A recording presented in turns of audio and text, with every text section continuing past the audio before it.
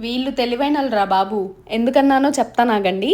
ఎప్పుడు అడగని మా హస్బెండ్ ఇవాళ చికెన్ తినాలనిపిస్తుంది అన్నాడు. అనంగానే వెంటనే కిందున్న షాప్‌కైతే వెళ్ళిపోయి మంచి చికెన్ ప్యాకెట్ ఒకటి తీసేసుకున్నాను.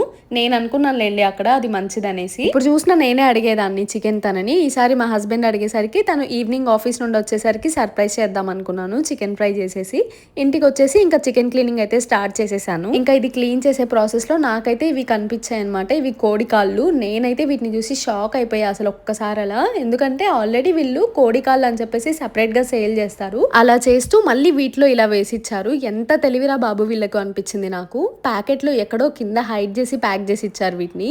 ఇలాంటివి జరుగుతుంటాయి అప్పుడప్పుడు, ఏం చేయలేము. ఇంకా నేనైతే ఇంకా అన్ని మంచిగా క్లీన్ చేసేసి చికెన్ ఫ్రై అయితే చేస్తున్నాను. మమ్మీని ఒక పక్కన చపాతీ చేయమని చెప్పేశాను. నేను చికెన్ చేసేసాను అనమాట. కుకింగ్ మధ్యలో ఉన్నప్పుడే మా హస్బెండ్ కూడా వచ్చేసారు ఇంటికి. తనైతే సర్ప్రైజింగ్ గా ఫీల్ అయిపోయారు నిజంగానే చికెన్ చూసి. నాకు సాటిస్ఫైడ్ గా అనిపించింది తనకు కుక్ చేసి పెట్టడము. ఇంకా అందరం కూర్చొని మంచిగా తినేసాము.